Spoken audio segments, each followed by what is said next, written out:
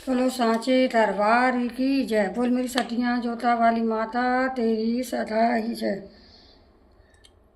आज हम दुर्गा माँ की कथा सुनाते हैं। नवरात्रों की दुर्गा नवरात्रि व्रत कथा सुनाते हैं। सुनिए ध्यान से।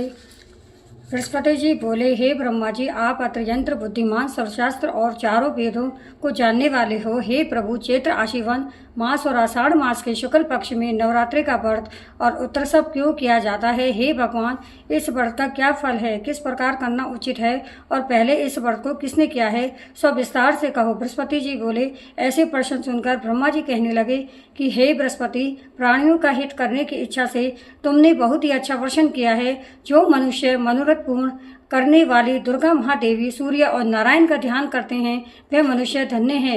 यह नवरात्रि व्रत संपूर्ण मनोकामनाओं को पूर्ण करने वाला है। इनके करने से पुत्र चाहने वाले को पुत्र, धन चाहने वाले को धन, विद्या चाहने वाले को विद्या और सुख चाहने वाले को सुख मिलता है। इस व्रत को करने से रोगी मनुष्य को का दूर रोग भाग जाता है और कारागार में परंपरा हुआ मनुष्य बंधन से छूट जाता है। जो मनुष्य इस अवलभ्य मनुष्य देह को पाकर भी नवरात्रि का व्रत नहीं करता है, वह माता पिता की सेवा से विमुख होकर पाप का भागी होता है और वह अनेक दुखों को भोगता है। जो सुहागन स्त्री भूल से इस व्रत को नहीं करती है, वह पति से विहीन होकर नाना प्रकार के दुखों को भोगती है।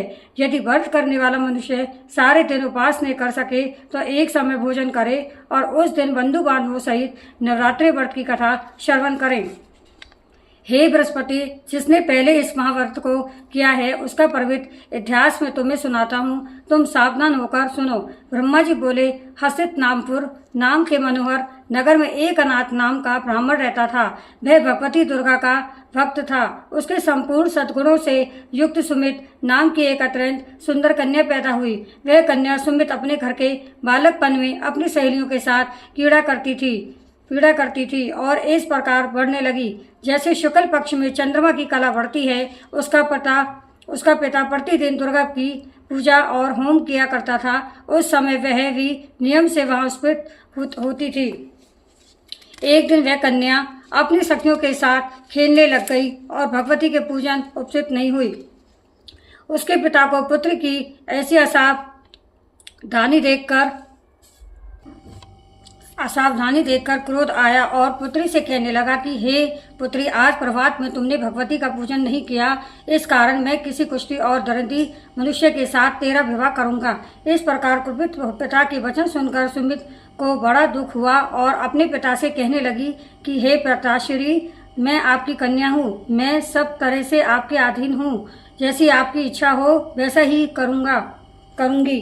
रोगी, कुष्ठी अथवा और किसी के साथ जैसी तुम्हारी इच्छा हो मेरा विवाह कर सकते होगा वही जो मेरे भाग्य में लिखा है।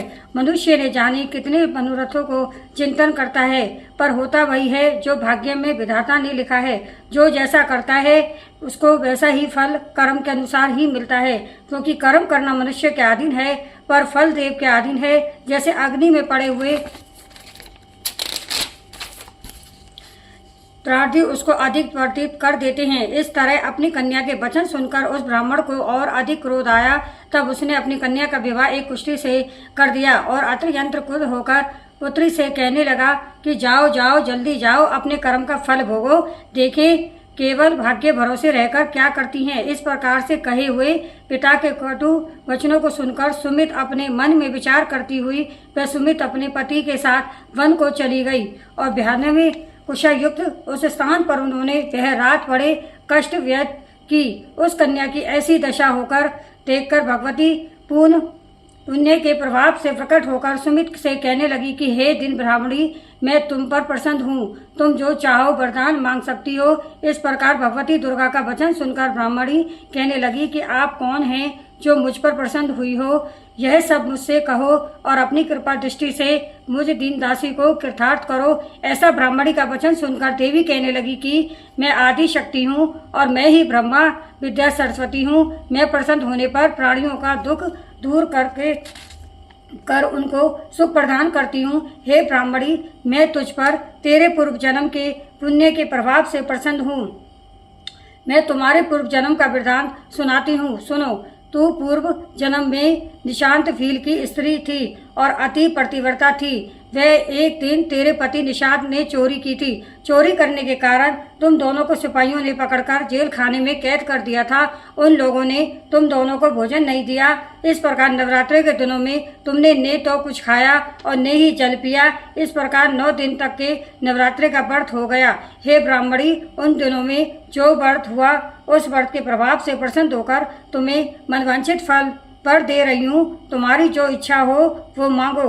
इस प्रकार दुर्गा जी के कहे हुए वचन सुनकर ब्राह्मणी बोली कि अगर आप मुझ पर प्रसन्न हैं तो हे दुर्गे माँ, मैं आपको प्रणाम करती हूँ। कृपया करके मेरे पति के कोढ़ को दूर करो। देवी कहने लगी कि उन दिनों में जो तुमने व्रत किया था उस व्रत के एक दिन का पुण्य अपने पति का कोढ़ दूर करने के लिए अर्पण करो। मेरे प्रभाव से तेरा पति कोढ़ से रहित और सोने के समान शरीर वाला हो जाएगा। ब्रह्मा जी बोले। इस प्रकार देवी का वचन सुनकर वह ब्राह्मणी बहुत प्रसन्न हुई और पति को निरोग करने की इच्छा से ठीक है ऐसे बोली। तब तक उसके पति का शरीर भगवती दुर्गा की कृपा से पुष्ट होकर अति क्रांति युक्त हो गया, जिसकी क्रांति के सामने चंद्रमा की क्रांति भी क्षीण हो जाती है। वह ब्राह्मणी पति की मनोहर देह को देखकर देवी को अति पराक्रमी वाली समझकर स्तुति करने लगी कि हे दुर्गे, आप दुर्गत को दूर करने वाली, तीनों जगत का संताप करने वाली, समस्त दुखों को दूर करने वाली, रोगी मनुष्यों को निरोग करने वाली, प्रसन्न होने पर मनवांछित वस्तु को देने वाली, दुष्ट मनुष्यों का नाश करने वाली, तुम ही सारे जगत की माता और पिता हो। हे अम्बे, आपने ही मेरा इस आपत्ति रूपी समुद्र से उद्धार किया है। हे देवी, मैं आपको प्रणाम करती हूँ। मुझ दिन की रक्षा करो। ब्रह्मा जी बोले कि हे बृहस्पति, इस प्रकार इस सुमित ने मन से देवी की बहुत स्तुति की। उसकी स्तुति सुनकर देवी को बहुत संतोष हुआ और ब्राह्मणी कहने लगी कि हे ब्राह्मणी, तेरे उदालय में नाम का अति बुद्धिमान, धनवान, कीर्तिवान और जितेंद्र पुत्र होगा। ऐसा भगवती का वचन सुनकर सुमित बोली, हे दुर्गे, अगर आप मेरे पर प्रसन्न हैं तो कृपया कर मुझे नवरात्रि व्रत वृद्धि बतलाइए। हे दयावती, जिस वृद्धि से नवरात्रि व्रत करने से आप प्रसन्न होती हैं, उस वृद्धि और उसके फल को मेरे लिए विस्तार से वर्णन करें। इस प्रकार ब्राह्मणी के वचन सुनकर दुर्गा कहने लगी कि हे ब्राह्मणी, मैं तुम्हारे लिए संपूर्ण पापों को दूर करने वाली नवरात्रि व्रत की वृद्धि को बतलाती हूँ, जिसको सुनने से तमाम पापों से छूटकर मोक्ष की प्राप्ति हो जाती है। आश्विन मास के शुक्ल पक्ष की प्रतिपदा से देकर 9 दिन तक वृद्धि पूर्वक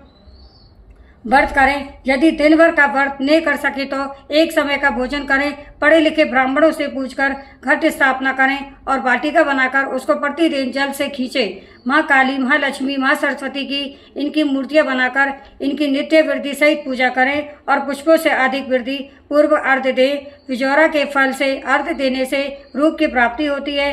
जायफल के कीर्ति दाग से कार्य सिद्ध होते हैं। आंवले से सुख और केले से भूषण की प्राप्ति होती है। इस प्रकार फलों से अर्घ देकर यथा वृद्धि हवन करें। खांड, घी, गेहूँ, शहद, जौ, तेल, द्रंग, नारियल दाग और कथवक, इनसे हवन करें। गेहूँ से होम करने से लक्ष्मी की प्राप्ति होती है। चंपा के पुष्पों से धन और पत्तों से तेज और सुख की प्राप्ति होती है। आंवले की कृति और केले से पुत्र की प्राप्ति होती है। कमल से राजसम्मान और दाखों से सुख की संपत्ति की प्राप्ति होती है। खांड, घी, नारियल, शहद, जौ, तिल, इनसे तथा फलों से होम करने से मनवांछित वस्तु की प्राप्ति होती है। व्रत करने वाला मनुष्य इस विधान से होकर आचार्य को अत्यंत नम्रता के साथ प्रणाम करें और यज्ञ की सिद्धि के लिए उसे दर्शना दें। इस महाव्रत को पहले बताई हुई वृद्धि के अनुसार जो कोई करता है उसके सब मनोरथ सिद्ध हो जाते हैं। इन 9 दिनों में जो कुछ दान आदि दिया जाता है उस करोड़ों को गुना मिलता है। इस नवरात्रि के दिन व्रत करने से अश्विन में यज्ञ का फल मिलता है।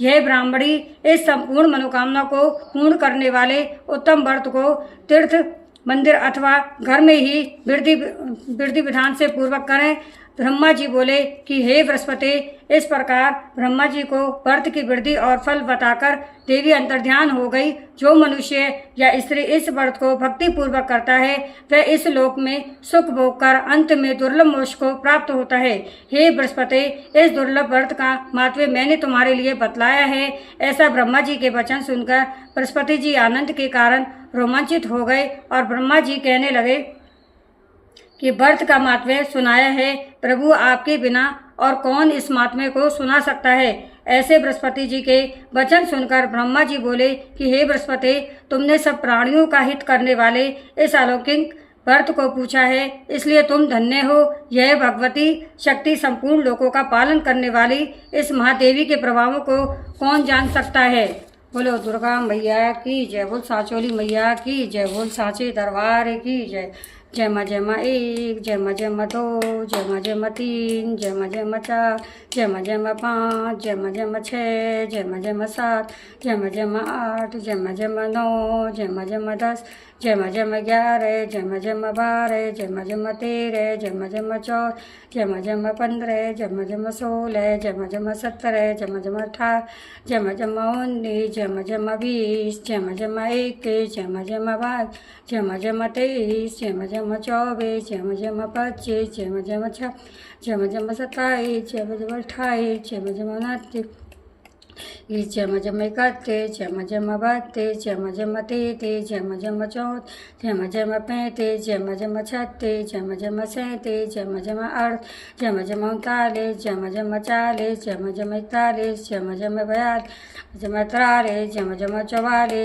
जय माँ 40, जय माँ 41, जय माँ 42, जय माँ 43, जय माँ 44, जय माँ 45, जय माँ 46, जय माँ 47, जय माँ 48, जय माँ 49, जय माँ 50, जय माँ 51, जय माँ 52, जय माँ 53, जय माँ 54, जय माँ 55, जय माँ 56, जय माँ 56, जय माँ 57, जय माँ 58, जय माँ 59, जय माँ 60, जय माँ 61, जय माँ 62, जय माँ 63, जय माँ 64, जय माँ 65, जय माँ 66, जय माँ 67, जय माँ 68, जय माँ 69, जय माँ 70, जय माँ 71, जय माँ 73, जय माँ 73, जय माँ 74, जय माँ 75, जय माँ 76, जय माँ 77, जय माँ 78, जय माँ 79, जय माँ 80, जय माँ 81, जय माँ 82, जय माँ 83, जय माँ 84, जय माँ 85, जय माँ 86, जय माँ 87, जय माँ 88, जय माँ 89, जय माँ 90, जय माँ 91, जय माँ 92, जय माँ 93, जय माँ 93, जय माँ 94, जय माँ 95, जय माँ 96, जय माँ 97, जय माँ 98, जय माँ 99, जय माँ 100, जय माँ 1, जय माँ 2, जय माँ 3, जय माँ 4, जय माँ 5, जय माँ 6, जय माँ 7, जय माँ 108। बोल सांचे दरबार की, जोर से बोलो जय माता दी, सारे बोलो जय माता, मिलकर बोलो जय माता दी, आवाज़ ना आई से बोलो जय माता दी। आ गई गुफा जय माता दी, दर्शन कर लो जय माता, झोली वर्दी जय माता दी, बाढ़ गंगा जय माता दी, अर्ध कुवारी जय माता दी, जय माता दी। बोल मेरी सतियाँ जोता वाली माता तेरी सदाई जय, बोल भैरव बाबा की जय।